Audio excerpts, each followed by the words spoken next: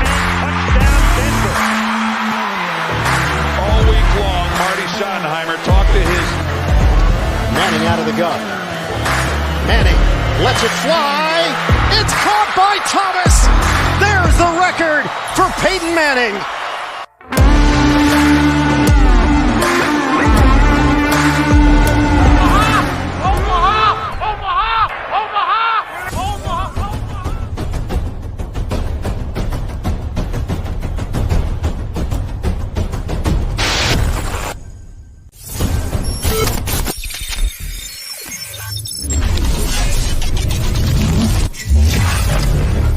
Nothing wrong with Orange and Blue Podcast.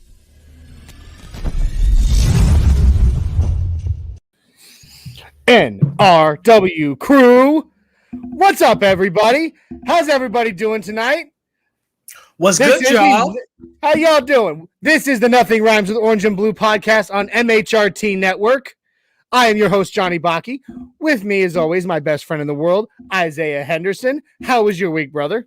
Oh man, it was actually a really long, hard week, and we're gonna top it off by having drill this weekend. One of my officers passed out and had to go in an ambulance yesterday for heat exhaustion. Apparently, I trained him too hard. I don't know what that means, but you trained him too hard. Yeah, he passed out from heat exhaustion. He's doing well. But yeah, it was a long week. How was your week, Johnny? It was a pretty good week. Didn't have a whole lot go on. I worked, did some training for my job. Some new training. We have a new system that we're implementing that should make my job a little bit easier. So you trained? Did you pass out from heat exhaustion from training too hard? Because I'm not an officer. No, because I didn't train you. That's why. As if. Anyway, welcome everybody to the Nothing Rhymes with Orange and Blue podcast. We are a fan-led Broncos-based podcast that goes live on Facebook, YouTube, and Twitch every Friday at 7/6/54. If you like what you see, if you like what you hear, if you enjoy us, if you enjoy our energy, our fun, and of course, all the talk about the Broncos, like, subscribe, share, hit that notification bell. That way, you know when we go live and you're ready to join us at a moment's notice. Please do not miss our other shows, okay? Because on Tuesdays, we have Broncos Talk, which goes live at 7/6/54 on Facebook, YouTube, and Twitch with a 6'10" Mexican and Richie Richey, our brother up in Canada. On Thursdays, we have the MHRT Podcast, the flagship podcast, 7/6/54, Facebook, YouTube, and Twitch with Mundungus Creevy, Glenn Mile High Fiber Hauser, Mr. Boggins, and a 6'10" Mexican. In addition, do not forget, we now have the Neigh-borhood. All right, that goes live pre-game. Every game, we go live about an hour and a half before the game to talk Broncos and get you ready and get you hyped up for the game. So why don't we go ahead and get right down to it? Let's talk Broncos. We got Mundungus in the house. What up? He says, good evening. What's up, man? Richie Richey says, good evening, all. Good evening. Shadow Jacker. What up, Shadow? He says, salutation, gents. Dave Full Glassman is in the house. He says, Omaha, with the Quinn Miners jersey as the profile. We got the Whiz Kid in the house. Hi, with the old school smiley face emoji. What up, Whiz Kid? Old school. Hey, I'm impressed with the fact that he knows the old school smiley face. Well, his dad raises him well. So that's right. That's good right. for him on that. Mobad in the house. He says, Johnny the Dark Knight in the house. What's up, baby? We here. Savior G, what up? It's good to see you, Savior. He says, hi, guys. And then Dave Glassman says, don't forget, hit that thumbs up. And then Richie came in way too soon, and he says, no horse sound on that board, Baki. You're a little bit late there, buddy. Yeah, a little bit. And so Mundungus says he comes and he reminds us, he says, don't forget the neighborhood is going to be an early morning show instead of an afternoon show. Let me explain that real quick. So this Sunday, okay, for the pregame, for the Raiders game, we're actually, even though it's an afternoon game, we are actually going early in the morning this time because Mundungus and Glenn will actually be in Denver at the tailgate for the game. And due to scheduling for hosting, I will not be able to host in the afternoon on the way to work. So we're going to be doing an early morning pregame show, but we're still going to hit up Mundungus and Glenn when they're, from Denver, and we're going to have a good time. All right. So we have a time on that yet? I think we're probably going to go around 10:30, probably about 10:30, like we would if it was a noon game. Okay. So you heard it, guys. You heard it here first.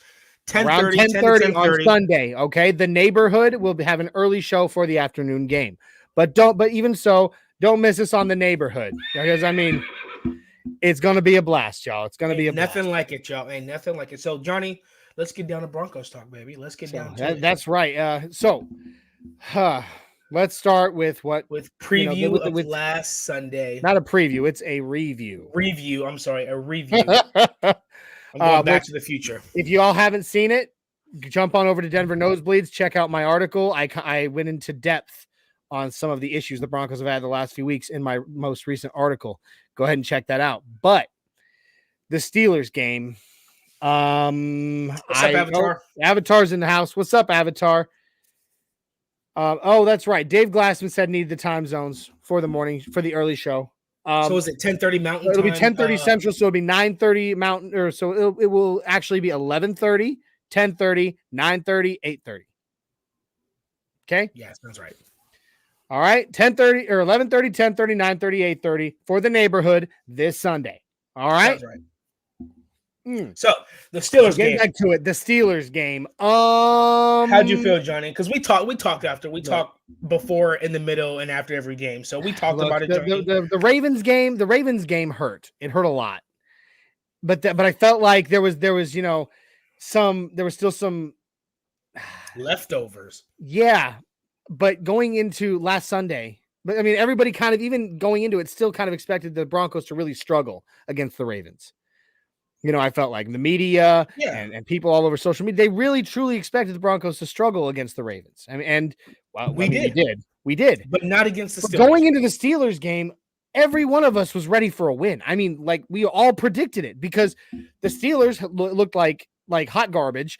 Big Ben looked, I said it in my article, I thought it was fun. Big Ben looked like he was about to fall down like London Bridge.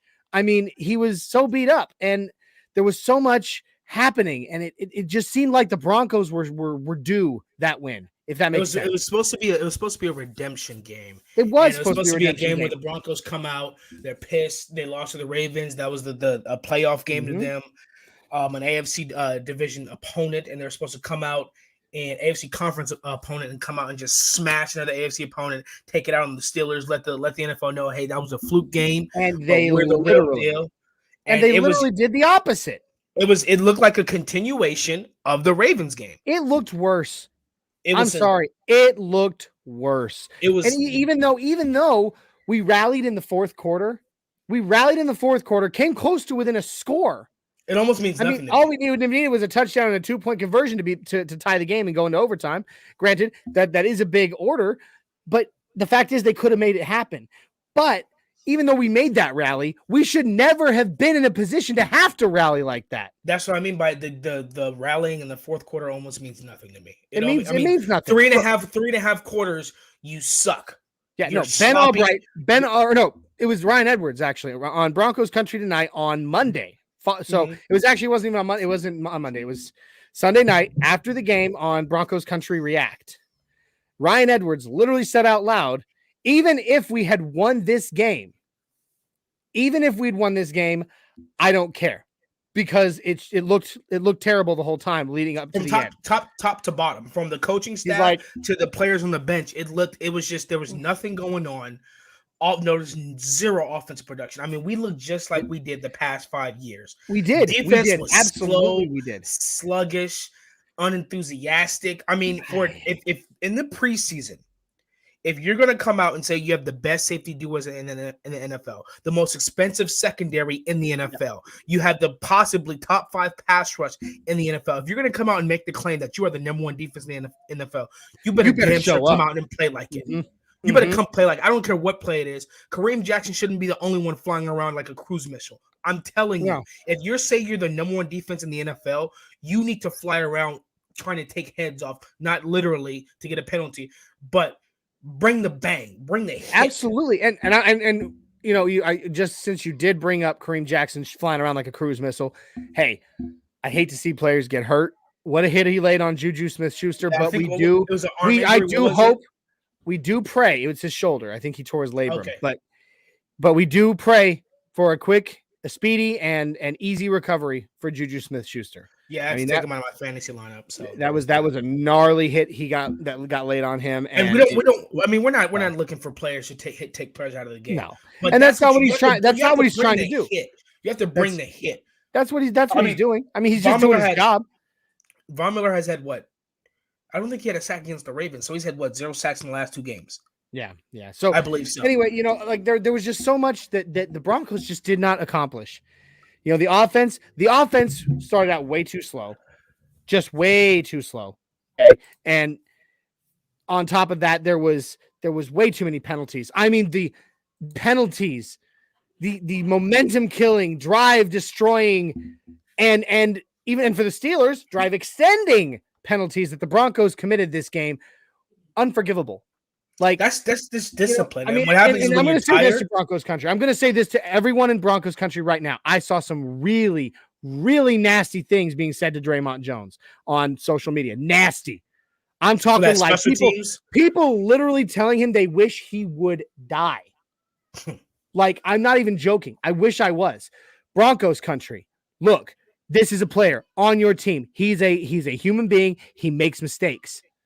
And honestly, he said he was told to make that. Now, I don't know if that's true. If he was told by a coach to try to make that jump or not. Okay, that's not the point. This is a player on your team. This is and on top of that, it's a human being. Don't be so nasty. And he's a great player. Week after week, there's constant highlights of Draymond Jones coming off the ball fast and making great plays.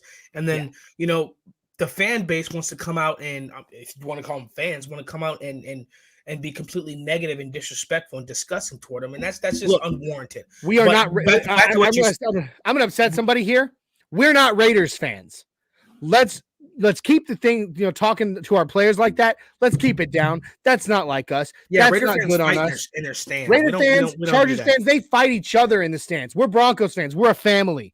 We're Broncos country. Stop talking like that to your players. Back to the Broncos Twitter. The funniest things I ever saw after that game, and Mundungus brings this up.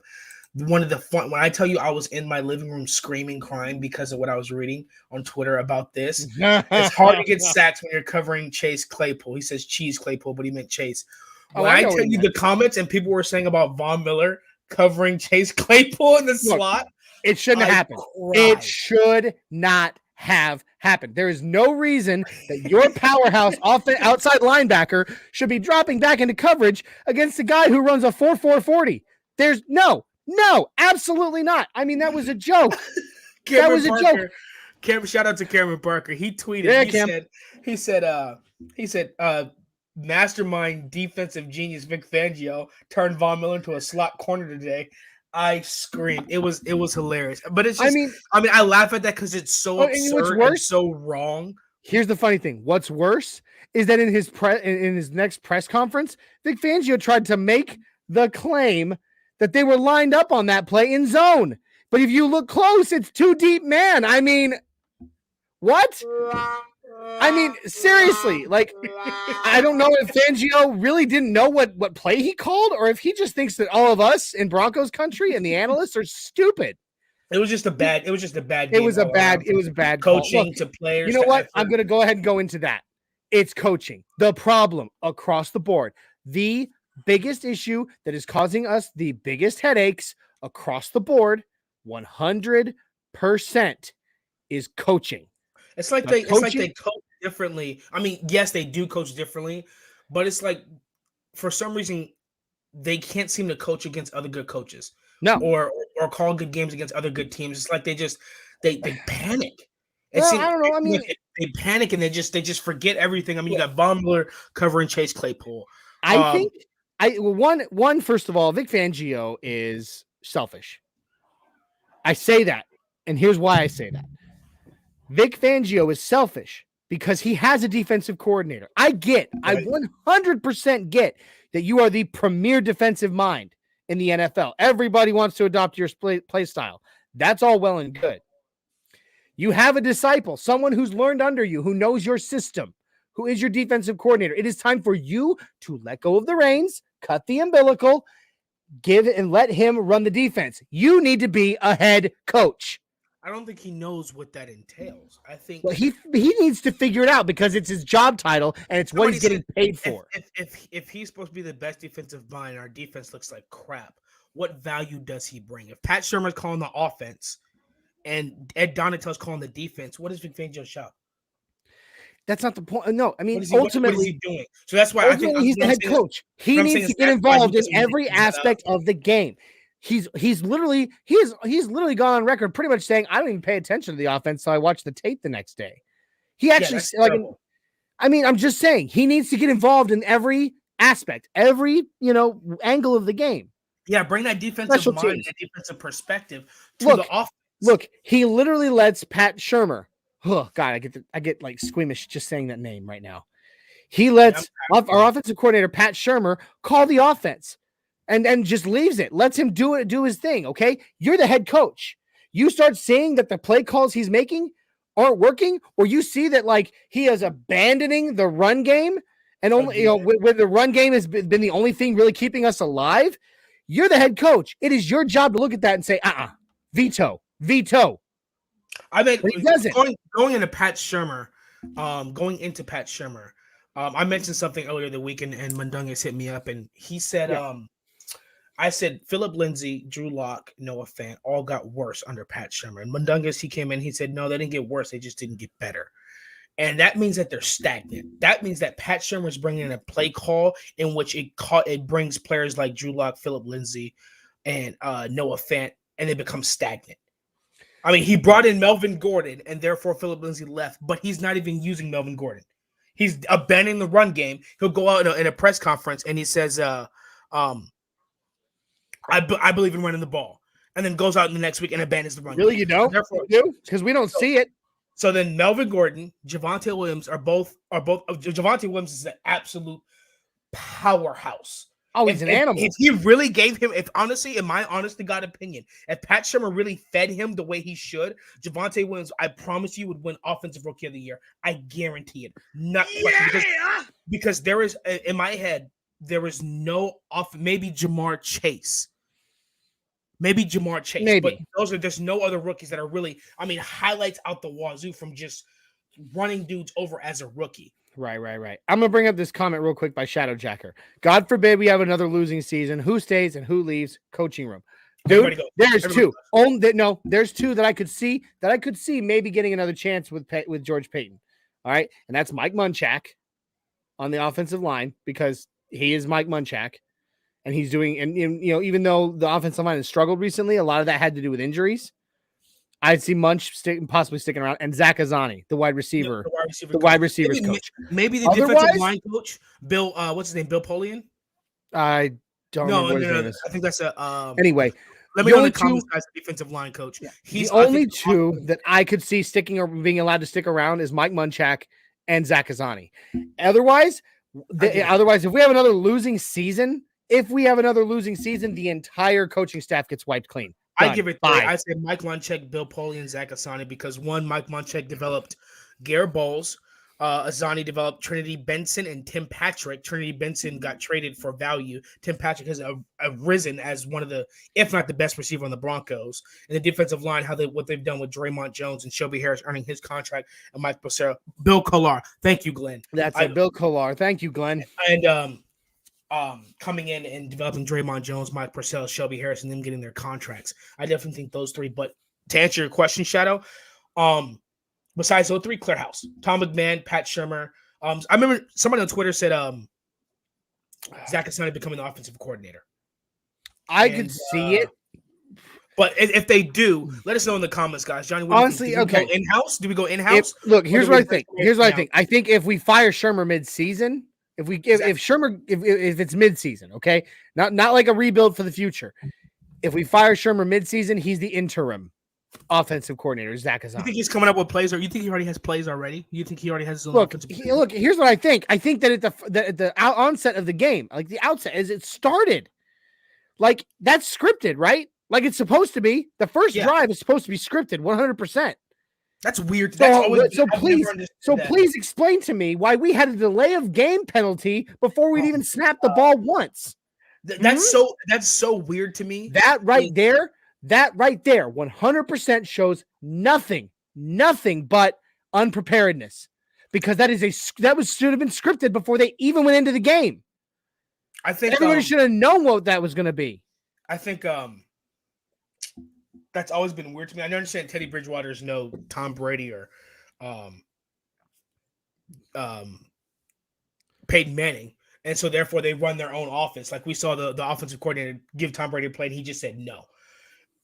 So Drew Lock but Tom Brady has the clout to do that. Tom Brady. That's what I said. He's neither one of those guys. But do either one of these quarterbacks that have played for the Broncos in the last 2 years have any autonomy to change the play, to shuck it off, to override it? Because I mean, if you're scripted, and you don't go off the script at all. You don't change things up. You don't audible and say, "I'm not like what I'm seeing. I understand you get played, but this is what I'm seeing." I'm not understanding what's going on there. Yeah, and like I think who was it that made this comment earlier? Which one? Richie. And this comes from the script.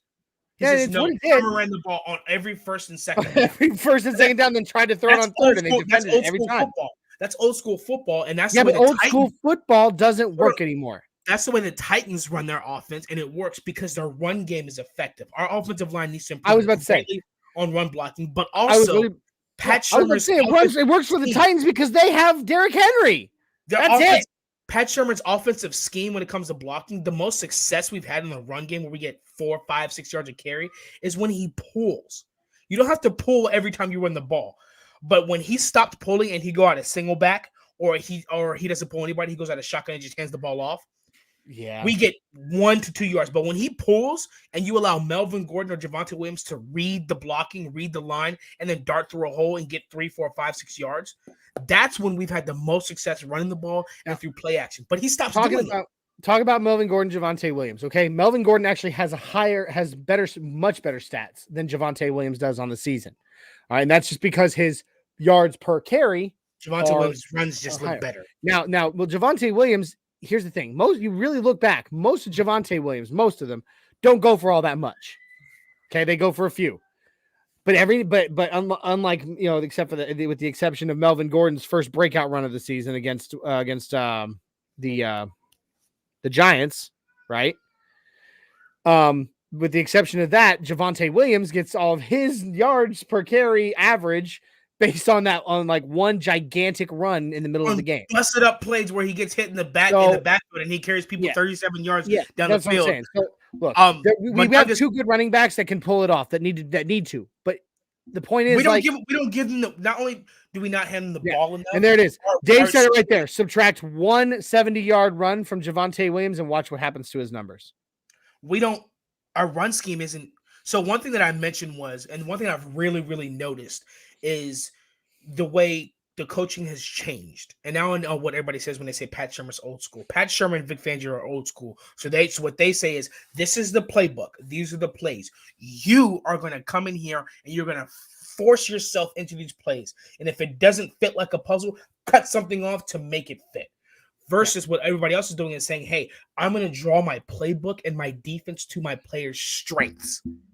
Mm-hmm. Instead of forcing them to fit, let me rearrange some things. Let me rearrange some pieces so that way it fits them. So therefore, if you have somebody like Melvin Gordon and Javonte Williams, where they run better on outside zones or they run better on pulling, where they can see the offense or tosses, where the offensive line pull, like on that big run that Javonte Williams had, let me throw some more in there. Let me get some screens in there. Or you have a tight end. When's the last time we really saw a screen? I mean, I've asked this week after week. When's the last time we saw a good screen thrown by the Broncos?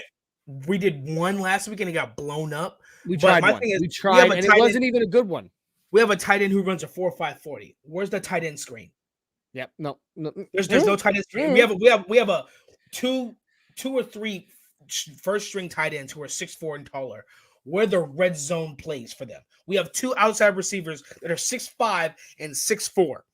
Yeah. Where are the red zone plays for them? Every once in a while, it doesn't. It's not happening. It's not happening, and it's because it's because like you said, 100%. I completely agree with you. They are trying to I'm going to say it this way: trying to make a player fit into your scheme is like trying to fit a square peg into a triangular hole. Yes, it just doesn't work. Okay, You have these players, they have their talents, individual talents, things that set them apart, that have things that they exploited in order to be in the NFL. Right? Yep. Oh, yeah. Show of hands. Loving having KC in the last place. We're going to get to that. We're going to get to that in a minute. Yeah, for sure. But it's the same thing. It's the same thing with Vic Fangio. These players literally across the board, offense, defense, even special teams, these players, every one of them has something that sets them apart from the thousands of other, hundreds of thousands of other players across the nation that made them good enough to be in the NFL. But it's those individual skill sets. And when you don't exploit those and you try to make them bend to you, it fails every time. Richie says Sherman's like that fat kid trying to cram themselves into skinny jeans. And I'm not letting Vic Fangio off the hook, because the difference, Vic Fangio is a defensive mastermind. He's said to be.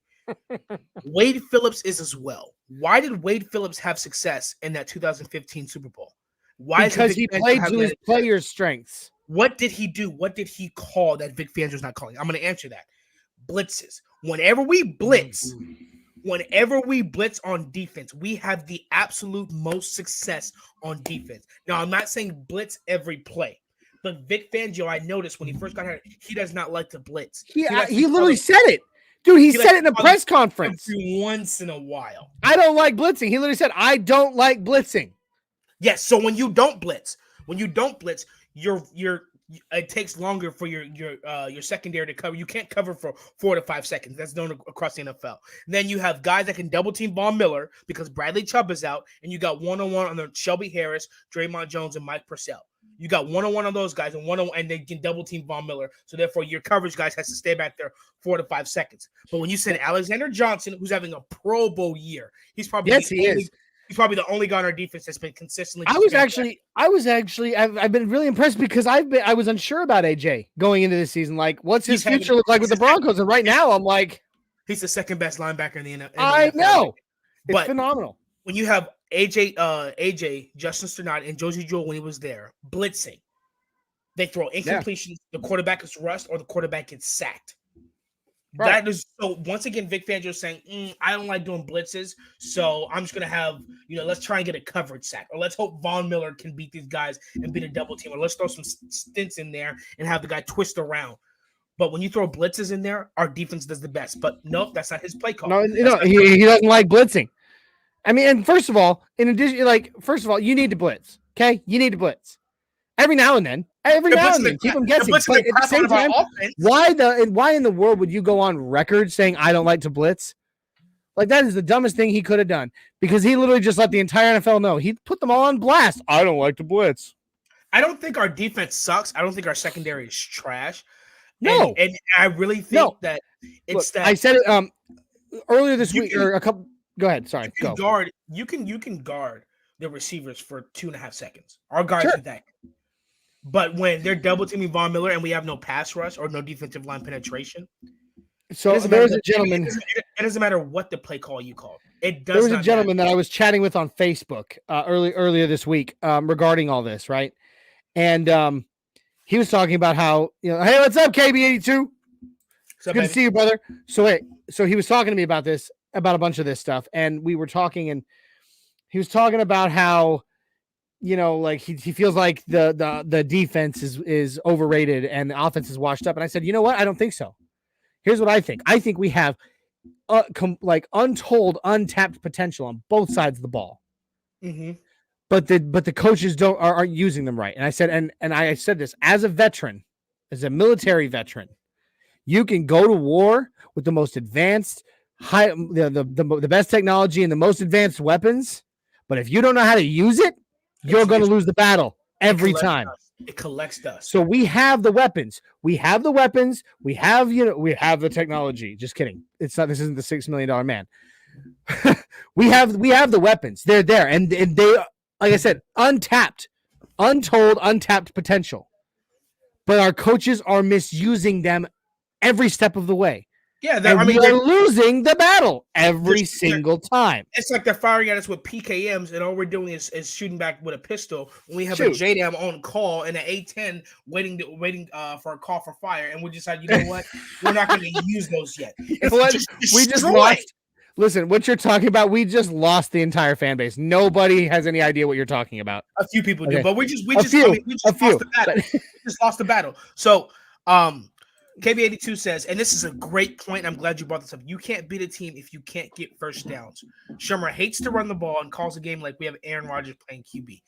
KB82, you are absolutely correct. And one of the things Dave says, speak English, Isaiah. One thing that Teddy Bridgewater struggled with, and I'm not saying this game is on Teddy Bridgewater. This is an all-around blame game. Every single player on that team is to blame. Every single coach, every single staff member. The one thing about the Teddy Bridgewater struggled on that they wanted to see him improve on to get the starting position was third down completion percentage and red zone scoring. Now, he struggled on both of those this year. That is something that he struggled coming in, and that's something we struggle with now. Absolutely. And you're absolutely correct. We were what? Two for like 16 number on this game for third downs. Oh, we're like 10 for 10 on fourth downs in the NFL. Like what? That's a stupid statistic.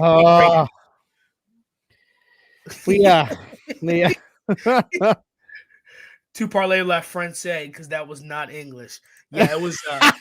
Listen, Canada, we don't all speak it. We don't all speak French. Okay. Shadow says, if we beat the traitors, we can build the confidence / morale. Yes, and I think that's what it was. It's important. It is. It is, and I think it's an AFC West game. Absolutely. It is. And this goes back up to your comment, Shadow, about the Chiefs, and now we can transition to that. So thank you. The Chargers are stomping through the NFL right now. You're cutting out a bunch. Am I here? Am I back? Yeah, you are now. Okay. The Chargers it's the Raiders. It's the Raiders. Hold on. The Chargers are stomping through the AFC. They beat the Chiefs. They beat the Raiders. And who did they just beat? They beat the Chiefs and beat the Raiders. They're stomping through. The Chiefs are last. Now, they played some good teams and they lost. We don't have an excuse. The Chiefs are last in the AFC West. Now, granted, we won the games we were supposed to. We won the games that we were supposed to win. No, we lost except for the Steelers game. The first three games we won in spectacular fashion, but this team doesn't look the same. It doesn't look the same anymore. Anyway, look, the Raiders, that was the perfect segue. Yeah. The position we're in is because of us. Yeah. The Chiefs are in the AFC. The Chiefs are last. The Chargers are first. We don't have an excuse. This hasn't happened ever in the AFC West where the Chargers are number one, beating the Chiefs and the Raiders in the last 5 to 10 to 15 years. And here we are, third, barely above the Chiefs. One loss, and we're back to the bottom of the AFC West. We have literally no excuse. This is our first division game. We are now at a perfect segue to get into this Raiders talk. All right, the first half of the show, we've truly talked about the previous game. Let's go ahead. Broncos country, NRW crew, help me out here. Let's go ahead and wash the stink off of this last Sunday off of us right now. Let's wash off that stank. All right. Wash it down. We're gonna wash it off. Okay, we're just gonna put it behind us. Now let's move forward. It's Friday evening. The first half of the show we spent talking about last week. Now let's talk about this week because this is what's important. Sunday is maybe we hire a high school head coach that doesn't punt and we're golden. There you go. Look, this Sunday it's the Raiders. Okay, ask anybody. I hate the Chiefs. I hate the Chiefs. I'm born and bred to hate the Chiefs. But if you ask me who I hate more, if the Chiefs or the Raiders, I hate the Raiders more every day and every single day and twice on Sunday. Okay? Yeah. I hate Broncos country hates the Raiders. So here it is. This game, this is a must win. And there is, again, just like, they've been doing great things this season, but right now that team is in shambles. They just lost their head coach. If we lose this game against an interim head coach, they literally just lost. It's at home. After they literally just lost John Gruden as their head coach because he made a big boo-boo. He made a big boo-boo. He's gone. He's gone. Their head coach, their play caller, who, by the way, pretty much calls the plays on both sides of the ball while taking while he was still coaching, while taking advice from the offensive and defensive coordinators. You know what a head coach is supposed to do? Wow. Anyway, he's gone. Their play caller is gone. Now, that's not to say, even Justin Simmons said in his presser this week, that it's not like the Raiders are really going to change that much. Okay, the system's in place. They've been running it for 5 weeks now, and the entire offseason. The system's in place. The only thing that really is going to change is who's calling the plays and when they might call them. So you got to adjust for that. But even so, their morale is down. Their morale is damaged. Now is the time to land that knockout punch. We got to get in there. We got to get a fast start. Fast start. No more of this 3 and out on the first drive. Let them drive down the field, score, and it takes us 4 quarters to come back. Not a chance. You want to win this game? Fast start. Come out the gate swinging, knock them on their butt, and don't stop kicking them once they're down. It's that simple. We haven't scored on an opening touchdown at all. 24 games. 24 games. The Broncos have not scored an opening drive touchdown. That is over a season and a half, and that is disgusting. It's pathetic. Agreed. All right, so the only way we win this game, the best way to win this game, we come out the gates, swing and knock them on their butt, and then kick them while they're down the rest of the game, the whole time. It's the only way it's going to happen, or it's the best way to make it happen. Agreed. So obviously every Friday, we do a comparison of the stats from the upcoming game, and we do keys to the game, and then we do predictions. So I have my predictions from last week that nobody was close, so I'm just going to go ahead and throw that away. Why don't you? No, don't just throw them away. I want you to take those, okay? I want you to feed it to Sirius. I want you to take Sirius outside, and when he does his business, I want you to find it again, throw it in the fireplace, burn it, stomp on the ashes, burn them again, then we can go bury them in the backyard. That's how bad the game against the Steelers was. Okay, multiple things, Johnny. One, I'm not going to feed my dog paper. 2, I'm not going to go dig fiber, bro. Fiber. His crap. Just to go prove a point. But here we go. It should be popping up. So should I blow that up a little bit more, Johnny? Zoom in a little bit more? Yeah, a little bit. Bring it up a bit bigger. Yeah, please. Let's see how that looks. It looks good to me, but we do have fans out there that I'm pretty sure can't see very well. Okay. So let's try. Pretty sure somebody out there's rocking them Pepsi bottle glasses. Glenn. Don't you leave Glenn out of that. You leave Glenn out of that. His life is already hard enough with how hairless he is. My computer's being really stupid, and I feel like if I mess with it anymore, it's going to mess up because with StreamYard and bringing that up, it's going to glitch weird. But let me know if you guys want me to zoom in, if you guys can't see that. But so far, Dave said it right there. He's watching on a 5-inch phone screen. Make that bigger. Okay, all right. I'm going to make it bigger. Look, okay, Shadow. While you're doing that, I'm gonna bring up Shadow's comments here because I like these. Shadow literally said morale is gone in Las Vegas. People want out. I mean, and look. There is again no new head coach. Interim head coach will be coaching this game. That's. I mean, come on. We have if we lose, if our brilliant defensive-minded head coach loses this game to an interim head coach, oh, buddy, I'm not saying he's fired, but I'm saying like the purge begins. It's the beginning of the purge, and you just got to wait a few more hours before they come. They come knocking at your door. I mean, hey Johnny, pull up. I got this. You pull up the injury report. Injury report. All right, you do that. Go ahead and go through our comparison. Starting off, so we're both 3-2. Broncos and Raiders are both 3-2. So going through this game, evenly matched with the record. They've had their first division game. They lost to the Chargers. This is our first one. This is where we come out swinging. If we want to win the AFC West, get a wild card spot, get to the playoffs, this is where it begins. Now, the loss to the Steelers, the loss to the Ravens may come back and haunt us. It may. But losing to the Raiders will come back and haunt us. We don't want that. So as you see, we don't. We're both 3-2. So points scored per game. Points scored per game. Let's see. Where did it go? My computer just jumped. I don't know. It just jumped. Why did you do that? Yeah, what's wrong with you? I didn't do it on purpose. Why did this happen? Okay, Raiders on the left, Broncos on the right. Okay, so the Raiders, points scored per game, 22.6. They're 19th. in the NFL. That's pretty. We're 20.4 points per game, 24. So we're pretty even. Unfortunately, we're at the bottom of the pack, just like last year, with our points scored per game. We haven't even put up 30 points this year, but we're pretty even. Now, this is where our defense steps in.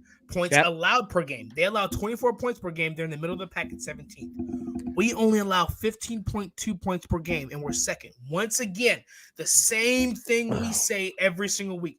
The Broncos defense needs to step up and just obliterate, because we only allow 15 points per game and we put up 20 points per game. If we put up our average and we allow that average, you switching it back over, and we allow that average. Yeah. Oh, bring it back up. There you go. And if we put up that average and we allow that average, that's a win. We allow. It is. Look, we're at home. Okay. Now, here's the thing. I'm going to say this. I'm going to bring this up real quick. And Mundungus, Bossman, Glenn, you two, I cannot tell you how ridiculously jealous I am that you are going to be in my hometown this weekend for the Broncos game for Raiders Day. Okay, look, Broncos country at home. There's nowhere like it. I don't care what anybody says, Arrowhead or 12-man up in Seattle. No. There is nothing like a home crowd at Empower Field Mile High. At Mile High Stadium. I always call it Mile High Stadium because that's what it will always be to me. Okay? At Mile High Stadium, there's nothing like a home crowd. And if you think that's amazing, that's incredible, wait until you go to a home game on Raiders Day. There is nothing. There is nothing more, there's no more powerful and just ready to go crew than the home Broncos fans when it's Raiders week. Plain and simple, man. It's going to be insane, the fans in those stadiums. Richie, you said, how's that an issue with the defense? To me, that appears to be an issue with the offense. No. Reiterate what you're referring to. It's slipping my mind what you're referring to. So go back in the comment. Let me know what you were referring to as an issue with the defense that either one of us said. Okay. Now, I'm going to bring this up real quick. Hold on. Glenn says, you guys are aware we personally have a Let me feel this. Go ahead. Look, yeah, we're absolutely, Glenn, I'm in no way saying, we have a winning record. Another thing that I mentioned in my article right there. We still have a winning record. We're still tied for second in the AFC West, and it's great. But I think I'm not the only one that feels this way, because even Cody Rourke and Sarah Bedinger said this on Locked On Broncos earlier this week. I can't remember what day exactly, but it was on Locked On Broncos. They straight up said, the faux pas, the mistakes that were made in the last two games almost have negated how we felt with the 3-0 start. With a winning record even right now, it's hard to feel confident because it's looked so bad these last 2 weeks. They have dropped the ball so hard. It's so hard to remain optimistic. Now, Glenn, you're approaching from a positive perspective, and I am too. I still think the Broncos have a chance. Hold on. I'm glad you do that, but how I approach the game is I'm approaching the Raiders game as we're 0-0. Oh no. 0-0. Let's beat the Raiders and go 1-0. That's how I approach it. That's how I approach it as, hey, we're 0-0. Let's go win against the Raiders. Let's go 1-0. I'm thinking it from an AFC West perspective instead of an overall perspective. But I do 100% hear what you're saying, Glenn. You're absolutely right. We do absolutely have a right, which we haven't had in a long time at this point in time in the season. So thanks for bringing that up, Glenn. Takeaway differential. Yeah, no, real quick. Just I want to say my piece on a little bit of my piece on that. Yes, it's a winning record, but right now it's been hard to be optimistic. I'm trying to be. I am being as optimistic as I can be right now with what I've seen. For the past several weeks, it just has not been there. So right now, you're right. I sound pessimistic and I sound negative, and I sound like all I'm doing is critiquing the bad and not talking about the good. There has been some good, but these last couple of weeks, it just hasn't quite been that much, further. Isn't your nickname Full Glassman? I will kick you out of the chat if you don't get it. No. I feel a lot better if we were 4-1. He's got every right to feel that way. We don't call him Full Glassman for no. Dave, get it together. Well, no. Look, takeaway differential. He would feel better. That's actually not inaccurate.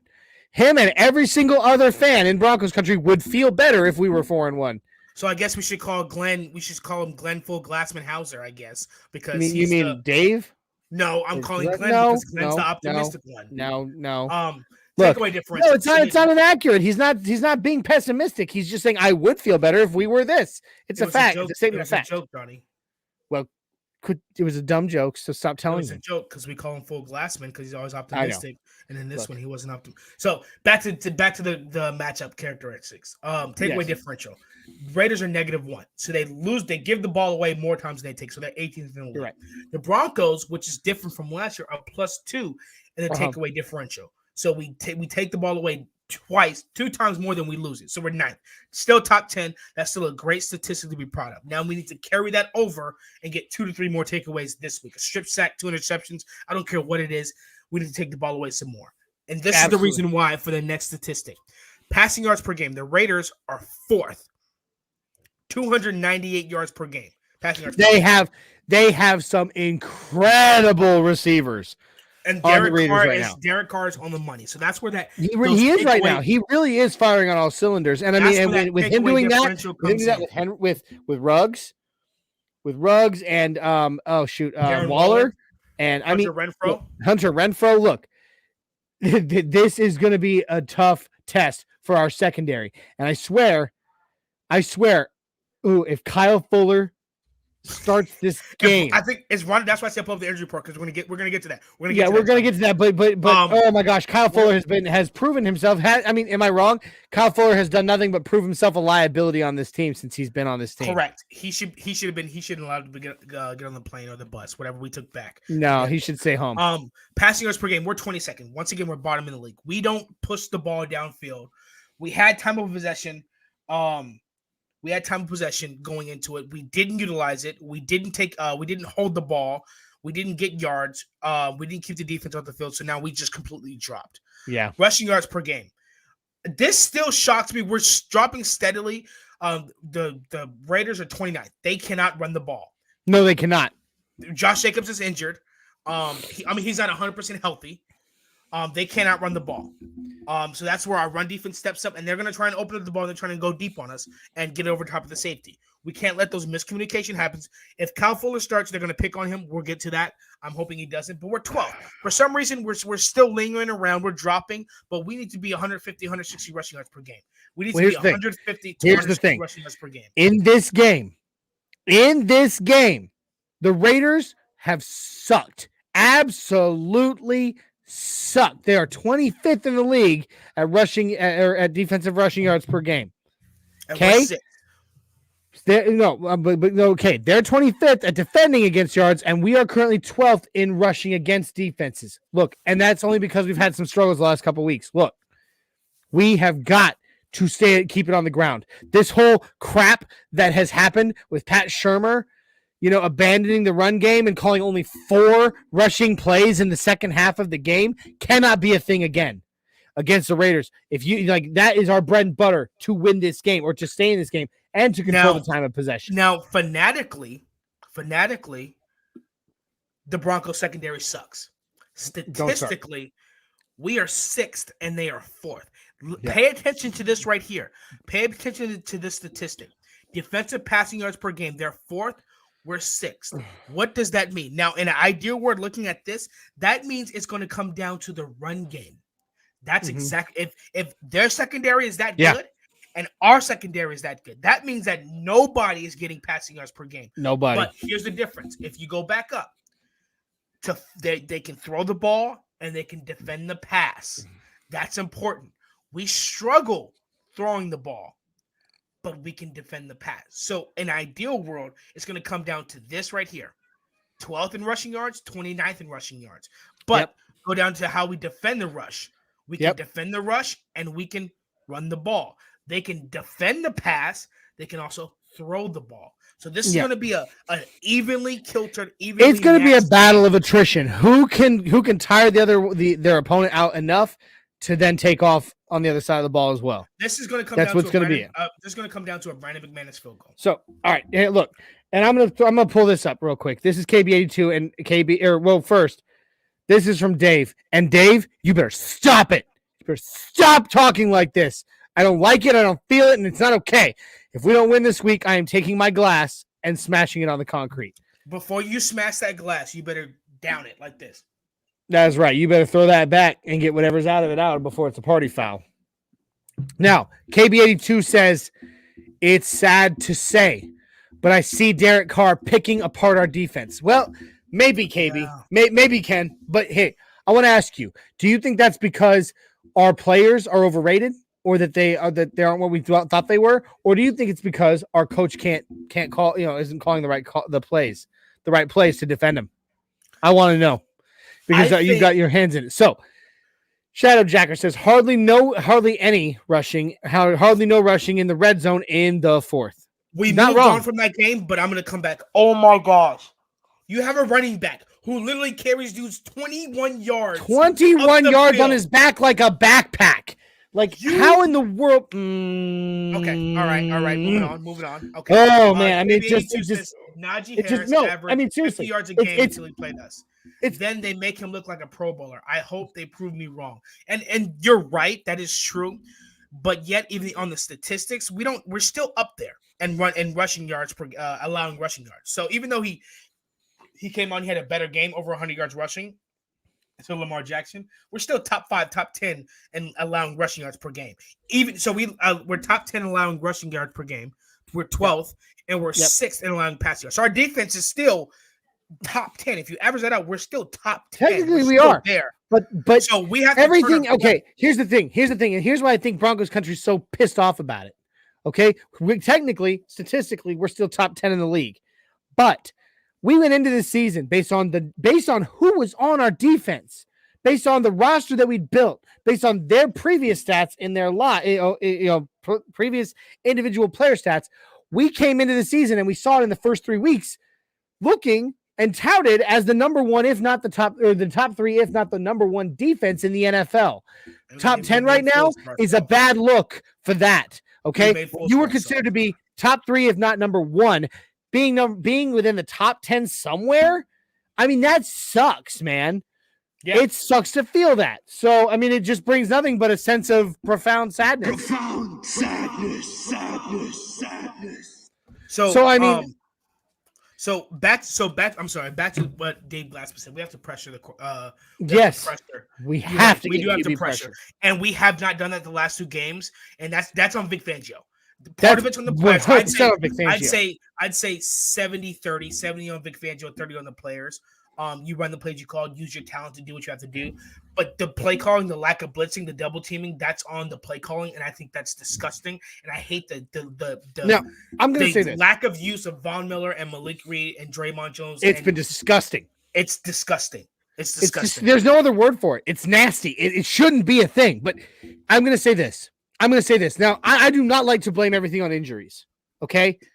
Because we also, another thing that we were so, excited about was the depth that we have on this team going into this season, okay? I hate blaming it on injuries, but the loss of Josie Jewell has been massively understated. Yeah. Because Josie Jewell, when he was out there on the field, wearing the green dot on his helmet, listening to the coaches and reading that offense, and he was directing the defensive plan from the field standpoint, we were tearing it up. Both our linebackers were having Pro Bowl seasons. It was safe to say we had the best inside linebackers in the NFL. Yeah, absolutely. But now that Josie's gone, we got rid of Williamson. We got rid of Williamson. Here's the thing: we did not get rid of Williamson. We left him on the practice squad, and the Titans plundered our practice squad and took him. We didn't see him good enough to put him to the active roster. Meaning, true, but he wasn't here even. He wasn't even really here that long. He really wasn't on the Broncos long enough. We saw Justin Sternad. But look, ultimately, what it comes down to is the leadership. Justin Sternad to leave Williamson on the practice squad. Have we seen enough from Justin Sternad? Are the coaches feeling confident? What I really think it came down to was he wasn't up to snuff yet on the playbook. So they were trying to give him probably another week to get really up to par on the playbook, and then they were going to activate him. But unfortunately, that's not how in the NFL. If you're sitting on a practice squad, anybody can poach you. Anybody can come trial by fire, just throwing them in. Dave says, I would like to see us go tempo early and get them on their heels. There was a question about that, and that's one thing I said. I was so pissed when in the fourth quarter, and I tweeted this. I said, where is the sense of urgency? None. They were walking. They were walking on the field. Cortland Sutton was the only one to get up after a tackle and sprint to the line of scrimmage. Teddy Bridgewater, My high school coach, if you walked on the field, you ran laps. You did not walk. You ran everywhere. We only run no huddle when we're down. And Dave is absolutely right. When we get out there, you gas, and we can hold time of possession. You gas the hell out of that defense. Right. Gas them. No huddle. Right. I mean, even if it's 13 minutes and 37 seconds left in the second quarter, Teddy Bridgewater, who cares? Do no huddle. Do 4 or 5 plays no huddle real quick, gas them up, and then you know what you do? You huddle up and you run the ball and you exhaust them. You damn right, son. You are dang says, right. I think it's the play calling. Carr is better than he gets credit for. I agree. Absolutely. Well, I mean, maybe. All right, hey, let's get into the injury report quick. Let's do this one by Kenny, and then we're going to go into the injury report because we're starting to run out of time. Okay, it's pretty easy. He said it's pretty easy to be top 10 when you play a bunch of rejects and a fat kid Rodriguez. What are you trying to say? I'm a fat kid there, buddy. It's Shar. It's Shar, by the way. Shar Baldwin. Is this a new name? No, we've seen her before, but it's been a while. Welcome back, Shar. She said, it's good to see you, Shar. It's actually been like 4 or 5 months since we've seen you, so it's good to see you, Shar. Welcome. I'm going to scream if Vaughn does not pass rush in this game. I still scratch my head on why he covered wideouts. Yeah, we're scratching our head on that as well, and they got a 59 I'm going to say I was going to scream louder if we see him dropping into coverage against a guy who runs a 4.40 again. Like, ridiculous. Okay? He says, I think the loss of Hamler and Judy is over Jewel. Yes, agreed. Oh, okay, Jerry Jeudy was the run after catch guy, and we don't have that at all. And Hamler, of course, was our deep pass guy, which was great. We signed John Brown. We've signed John Brown, which before we get out of here, we're going to talk about that signing. But I want to say, when I talk about the loss of Jewel, I'm talking about his ability, not necessarily his playability. He was great. He was having a great season as far as play goes. I'm talking about his ability to read an offense and lead on the field, because that's why he had the green dot. That's what he was good at. That's what he was best at. That's why he was still on the team after some of the showings in the last couple seasons, because he was the best at getting out there, reading that offense and being like, you move over, you over here. All right, scooch in. Here we go. Ready, set, hike, go. That was him. Back next year, because without him, it's been a struggle. Ability. Yeah, we recognize his playing ability and how much we miss him. He'll be back next year. But I think don't be surprised if David Moore, with the signing of John Brown, if David Moore goes, because he hasn't done much. I think John Brown's faster, and I think John Brown's better. So don't be surprised. But go ahead, pull up the injury report, Johnny. All right, time for the injury report, y'all. Let's get to it. So we can't see that. I'm bringing it up. I'm bringing it up. I needed to see where I was. Okay, how's that? Yeah, that works. Or you want? Okay, we'll go up. That works. That works. We'll stick with this. So notable. We've got quite a few, but a lot of them are our backups and stuff. Notable, on here. Scoot over to go over to Friday. Hang on. Your computer being stupid. Hang on. I'm gonna have to do this. I know that it's not perfect. If you can see that, that's good. Mike Ford, cornerback from who is very specifically our special teams player. He had an awesome play last week, where he got tripped up on a punt and did a full-on, while moving, somersault, came back to his feet and tackled the guy in front of him.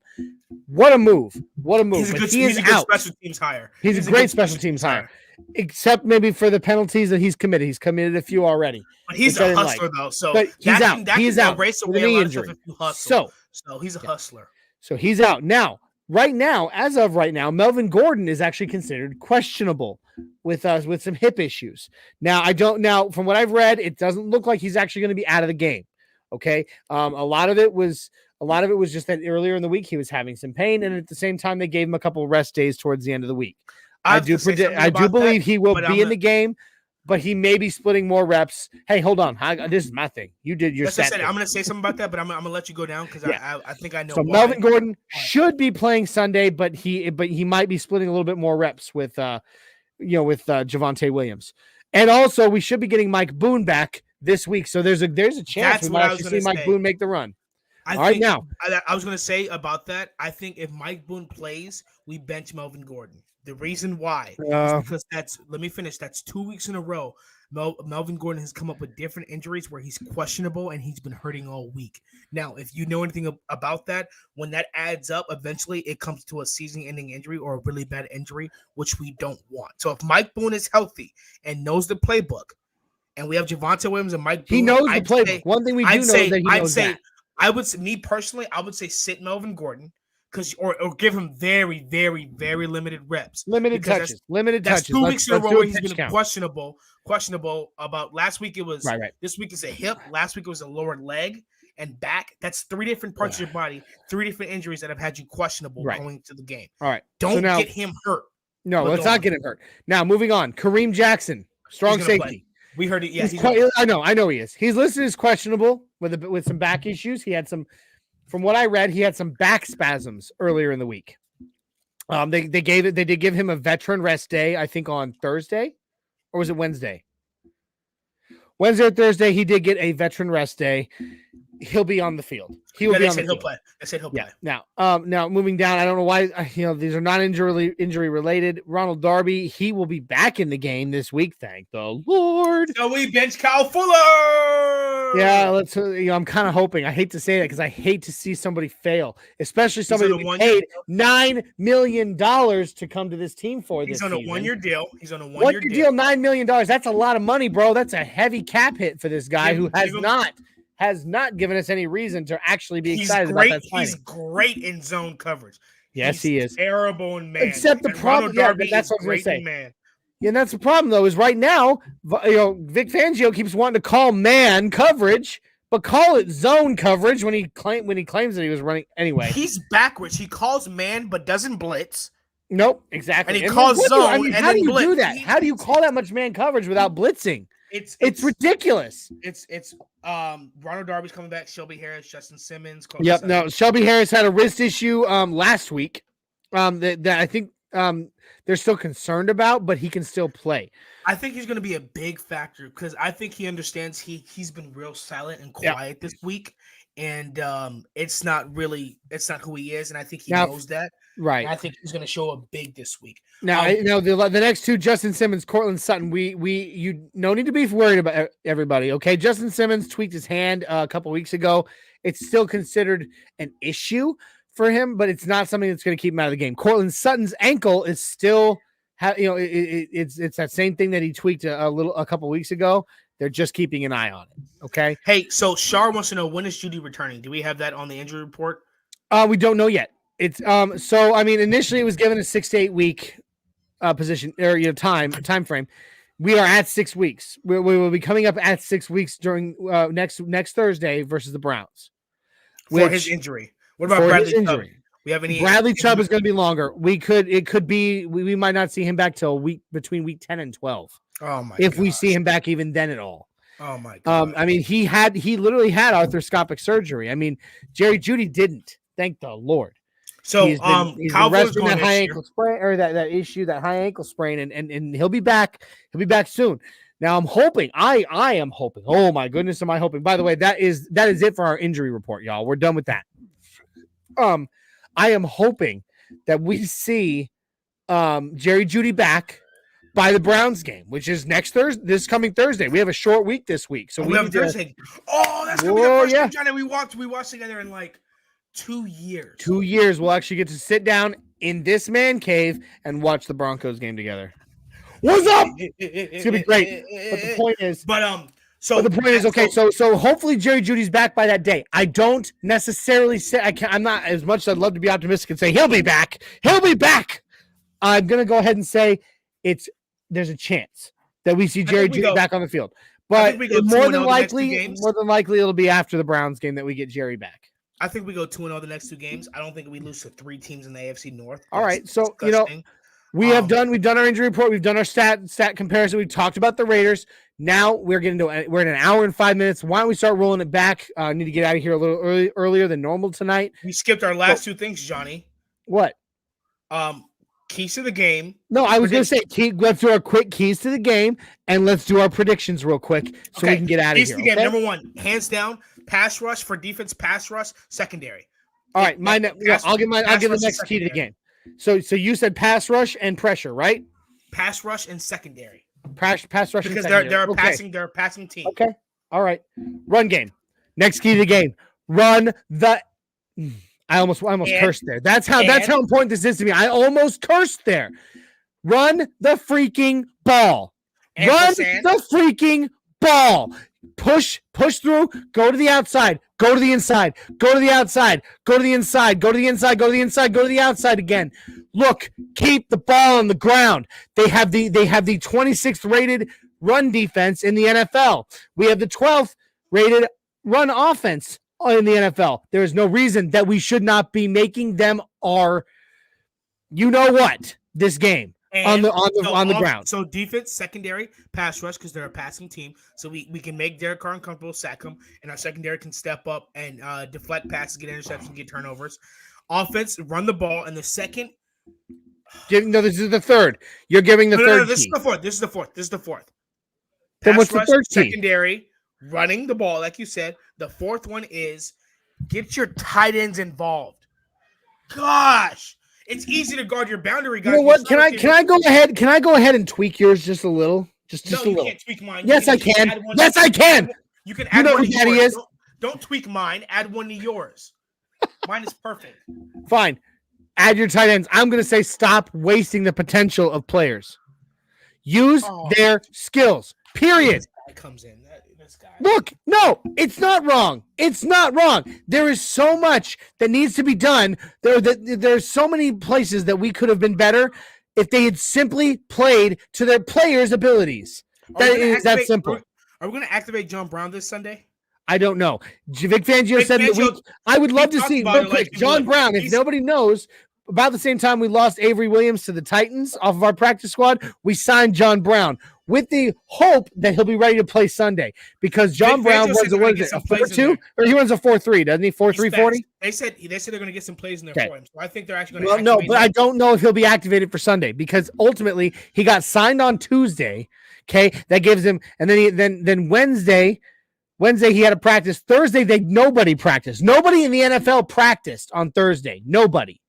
Okay, so that means he had practice Wednesday and practice Friday to get ready for this game with our playbook that he doesn't know. Granted, he did in his last system with the Raiders. It's a West Coast offense, so he had a chance. It's similar.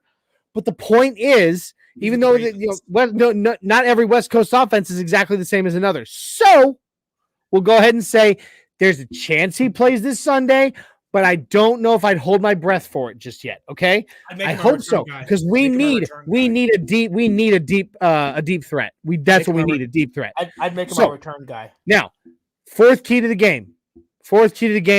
I'm gonna go ahead and I say it every week, and it's pathetic because and I almost feel stupid for even saying it because it just never seems to help. Special teams needs to stop flubbing it. Period.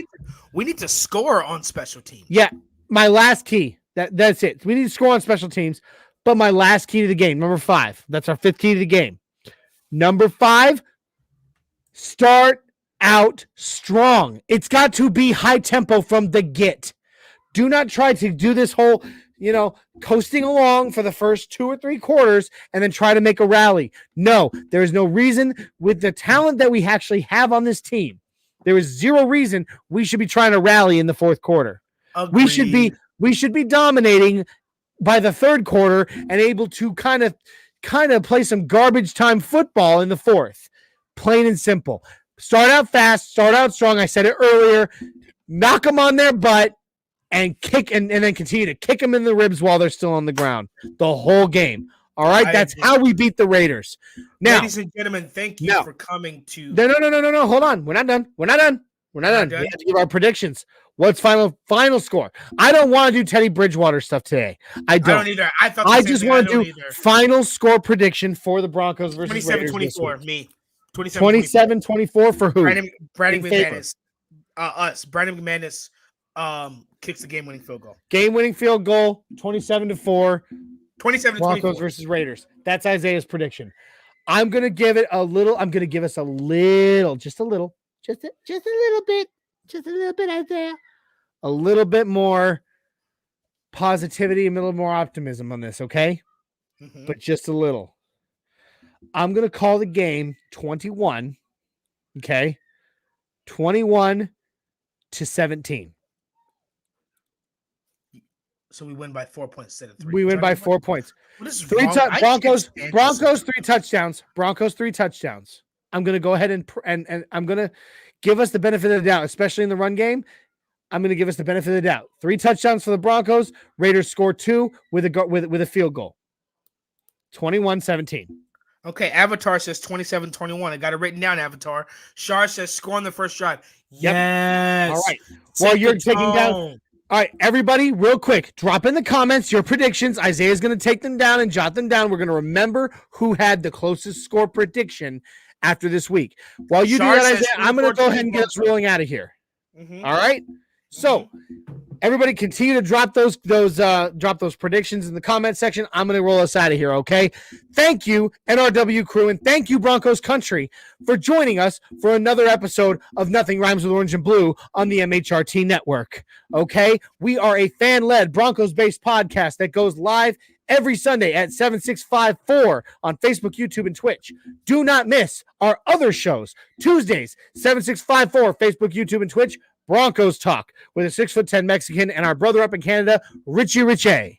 Do not miss Thursdays, the flagship podcast, MHRT Podcast. Mundungus Creevy, Glenn Mile High Fiber Hauser, Mr. Boggins, and a 6'10" Mexican. 7654, Facebook, YouTube, and Twitch. We have our pregame show, The Neigh-borhood. Oh, it didn't work that time. We had the pregame show, The Neigh-borhood. I heard it. Yeah, it was very quiet because my little speaker died. So we have The Neigh-borhood every pregame, okay? However, this week, only because of scheduling constraints, we will be going live earlier in the day. So around 10:30 this Sunday for the Raiders game, we will be going live even though on The Neigh-borhood, even though the actual game isn't played until 3 p.m. Please hit like, subscribe, share, turn on that notifications, hit that bell. Ding, ding, hit that bell. That way, when we go live, you know and you are ready to go live with us, okay? We love you, Broncos Country. We love the NRW crew. We love anyone who bleeds, and I mean bleeds. We cut you, you get cut, you bleed orange and blue. I don't bleed. Because I know I do, and I know Isaiah does. All right. I just flex and it bounces off my skin like as if. That's cute. You're adorable. Anyway, we love you all very much, and we cannot wait to see if the Broncos can really. We cannot wait to see the Broncos pull it out this Sunday. I'm going to be Mr. Positivity because Dave, I'm sorry, your negativity today has just cut me deep. So I'm gonna pick you up, Dave. I'm picking you up. Fireman's carry on my back, brother. I am Mr. Positivity today. The Broncos pull it out this weekend, and we get back on track. All right? We cannot wait to see the Broncos take it to the Raiders at home in the Mile High City.